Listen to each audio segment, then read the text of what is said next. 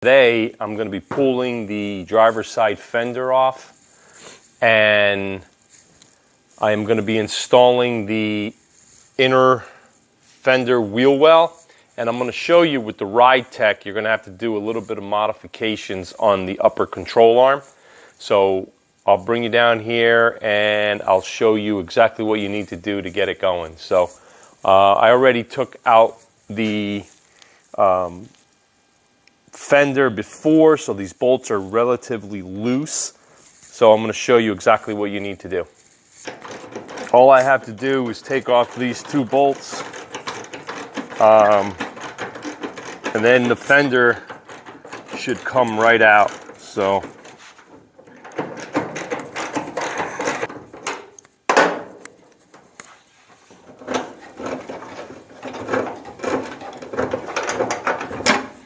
all right, so now I took everything off: the valance panel, the radiator bolt, the firewall, and the cowl panel bolt. So this should come right off. All right.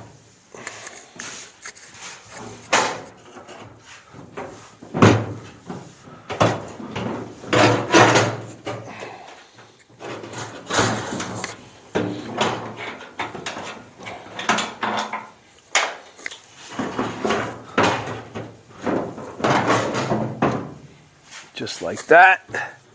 All right, so let's just put this down, and I'll bring you over here and show you what needs to be done. I forgot there was I had the two bolts down here. You see them? This is the one, and then this is the other one right here. So I forgot that I had them installed.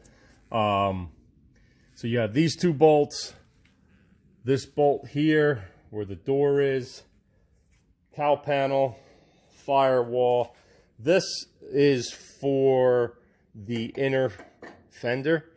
And then right here also is where there was the four bolts that hold the fender to the balance panel. And then two up here for the top fender. So that's about it. And I'm sorry, it's these right here, not these. It's these two right here. Okay, so now what I have to do is take this fender, inner fender, and I'm going to put it up against the firewall here, right? This panel here, right here, and that's going to align where it's going to go on the control arm, and it's going to rub like right around here, so I have to notch that and make sure that clears. And once I do that, then I'm going to install it on the inner fender, or I'm sorry, on the fender itself, and go from there. So this is the inner fender wheel well right here. So these pieces right here are the clips that you need to install on the areas right there, the little square nuts. See that needs to get these plastic clips have to go in there to do that. But I'm going to put them in and show you what you need to do. You have to separate it from the valance panel right here. So all that has to get taken apart. As you can see, that's all together.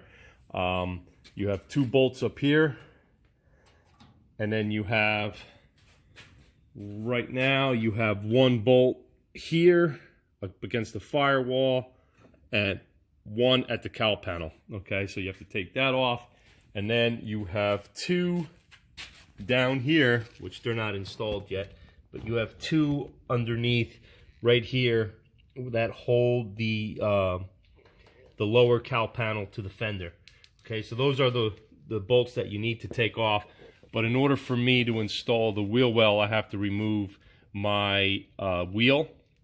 So I'm going to get started doing that, and then I'm going to start working on the fender. So here it is. The fender is temporarily installed, the inner fender. I have to bolt it up and make sure it's right. But in the meantime, I just want to show you where exactly it hits. I have the firewall bolt in right here, And then there's the other hole. Let me push the fender in. You can see it. You see the other hole right there? Okay, that way it's lined up, but as you can see, it hits my RideTech upper control arm right there. So I have to grind that away and cut it so it clears it. Once I'm done with that, I'll show you exactly how it goes. But that's right there is where I have a problem. And once I'm done cutting that out, I'll show you what else you need to do to put it together. You have a bunch of bolts right there where it attaches to the radiator core, balance panel, and the fender all come together. So I'm going to show you all that. I know there's a lot of questions on how that goes together. So let me do that and I'll be right back. All right, I have the inner fender temporarily installed. I have to put the outer fender in. I have to put the clips in here. As you can see, I haven't done that yet. I ran into the problem with the radiator core support on this particular core support. This right here is the lower bolt hole that holds the inner fender. And if you look right here is where the old hole was. I had to move it up here because it did not line up with the inner fender. You're supposed to have from this bottom hole to here on the original radiator core support, you had 3 3/4 of an inch from here to here.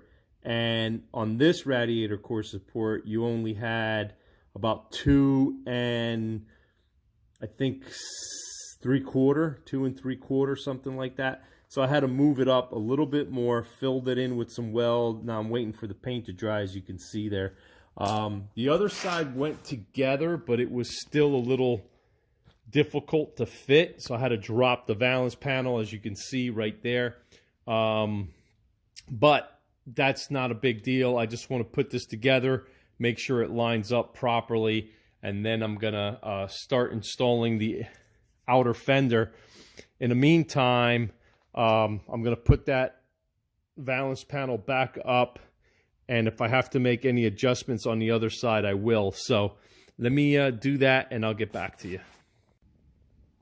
I wanted to show you, this is the lower hole for the inner fender support, and this is the outer one, and then this is the upper one, and this is a new radiator core.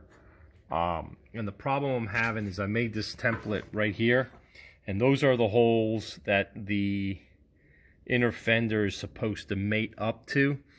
And let me see if I could show you this in the camera angle here.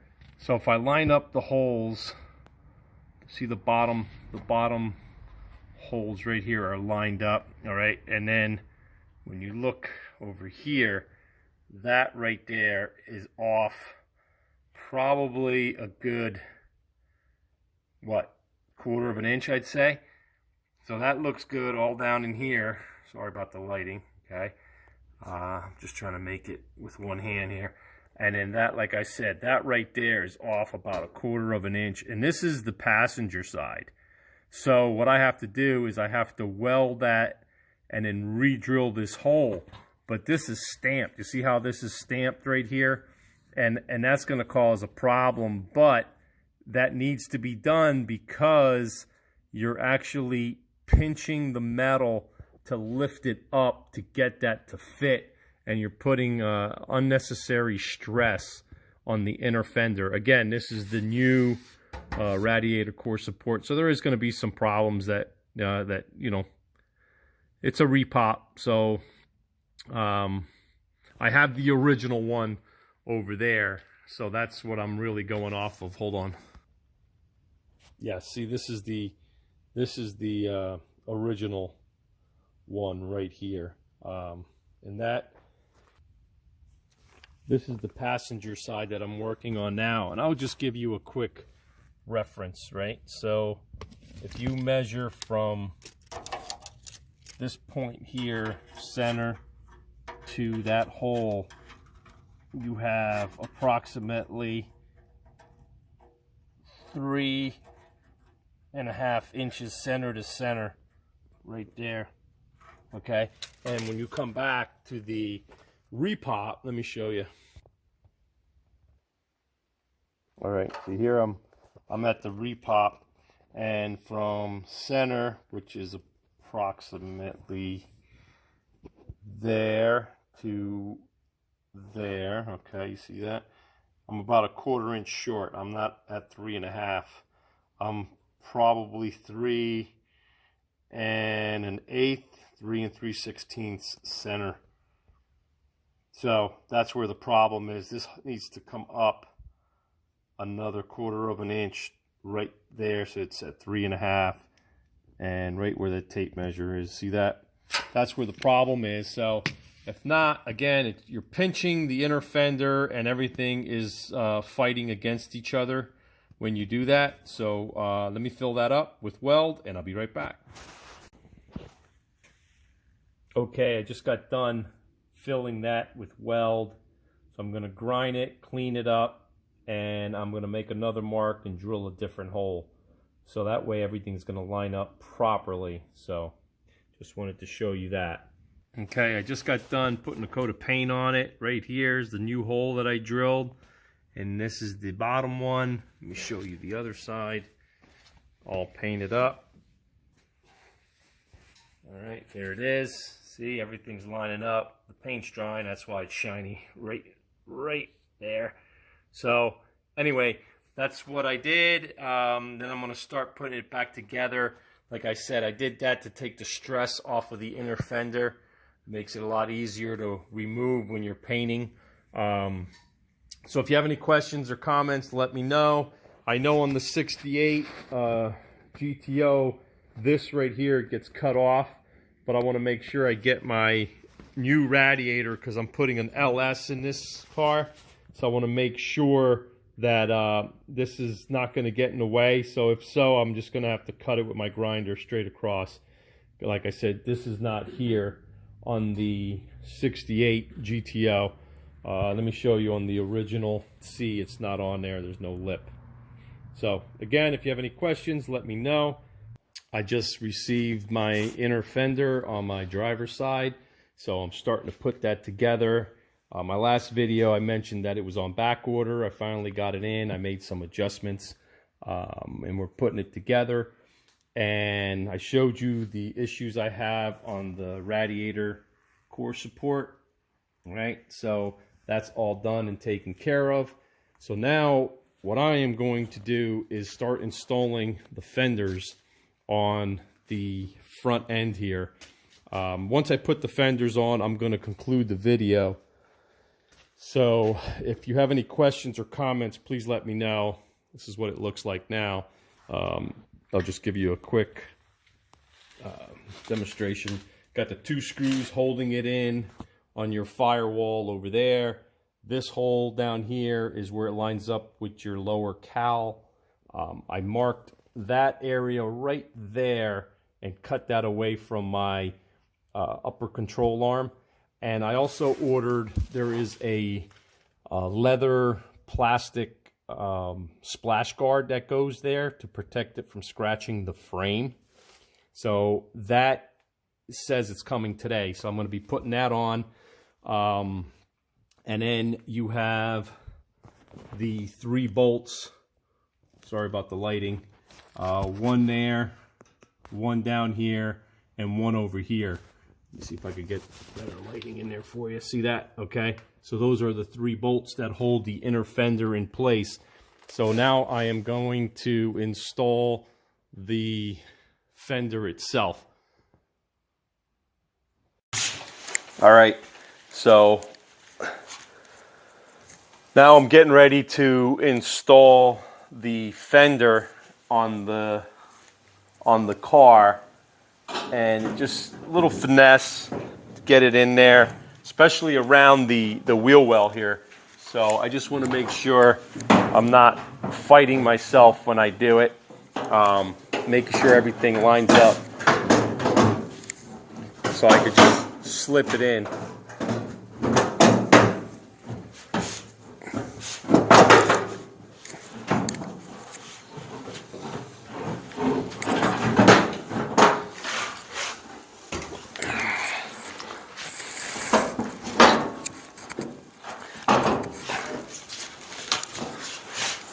And you want to make sure this fits properly before you install or before you paint your car, because if you run into a problem and you're really fighting your fender, you're going to scratch up all your paint.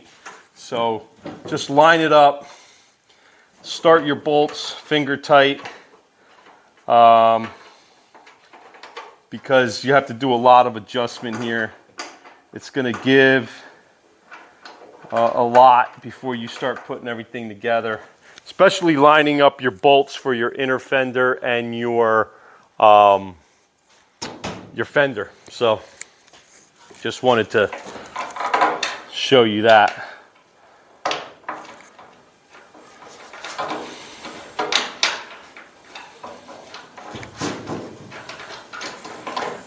All right, so I'm gonna turn the camera off and bring it down here so you can see exactly what I did to fit this properly. I'm gonna show you everything that I did. Inner fender well is in. The fender, everything's attached. I did this side. Just want to show you that. Radiator core support. Everything's installed, not adjusted, because you don't want to work your way backwards. So just want to show you what it looks like right now. So there it is. The fenders are in. The inner wheel wells are in. So then what I'm going to do next is I'm going to do a video on the valance panel and how you install that. And I mentioned the clips that hold the radiator core support and the fender. They're right there. So I'm going to show you a close-up of that. Give me a second. There it is. That is the clip to the radiator core support right here. You could adjust it on this side and it fits just like that, in case you're wondering. It's in the builder's manual on how to install the front end. Like I said, a lot of people don't know it actually goes there, but there it is. It's just an added support. You really don't need it, but this is where it all comes together. So I'm assuming they put it there for flexibility. So I'm just going to install it, but that's what it looks like. Like I said, it's not done because I wanted to make sure everything fits properly before I go ahead and put this together and start making my adjustments and see what I need to do with the inner fender. I have to put the rubber guide right there. I actually ordered them. They came in too. So I'm going to be doing that as well. So I just wanted to show you that. All right. See you soon.